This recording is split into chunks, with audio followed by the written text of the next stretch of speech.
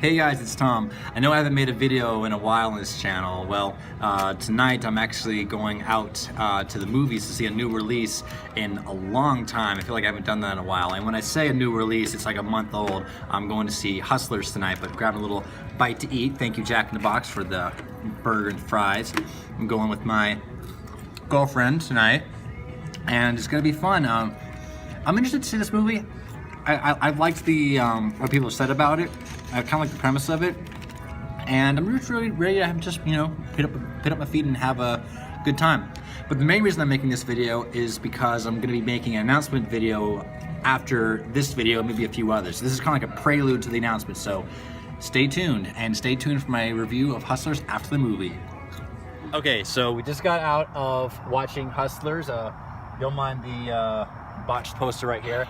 But we got out seeing Hustlers, and it was different than what I expected. So when I said in the beginning that I was intrigued by the premise, honestly, I thought the premise was simply hustlers, these strippers trying to con men out of all their money because they're, such jerks. And that's kind of it, but really they're getting money out of this because it was the recession, money was bad, and also because these guys are rich Wall Street guys, so let's milk them for as much money as we can. Not that the men are doing anything wrong per se, although you do see a couple men in the strip club and you're like, okay, yeah, they're jerks. They definitely deserve to be robbed. They gotta make money and raise their families and pay their bills, things like that. So it was kind of like, it was interesting than what I expected. Constance Wu, I haven't seen much of her, but I think she was great in this movie.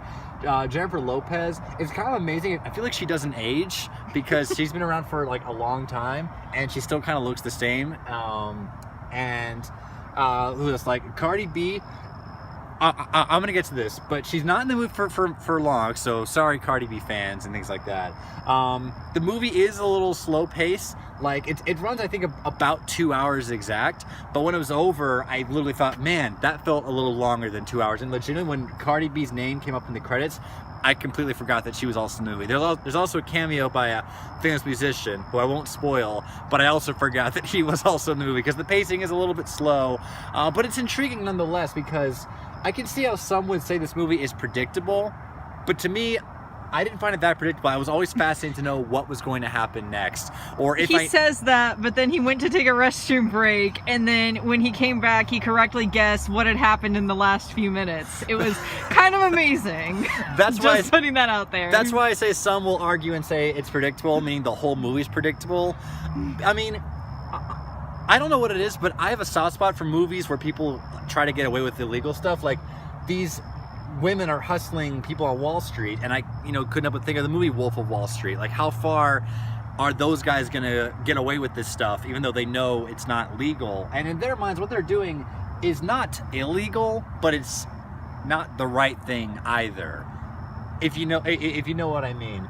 Also playing a few like across the theater from us was Joker. There's a poster down there, or somewhere down there. But also Todd Phillips, the director of that movie, his previous movie War Dogs was also about two guys doing some shady stuff, making a lot of money and seeing how they could get away with it. I have a soft spot for that because, as you know, they wouldn't make a movie unless that story is interesting, and especially if they get caught.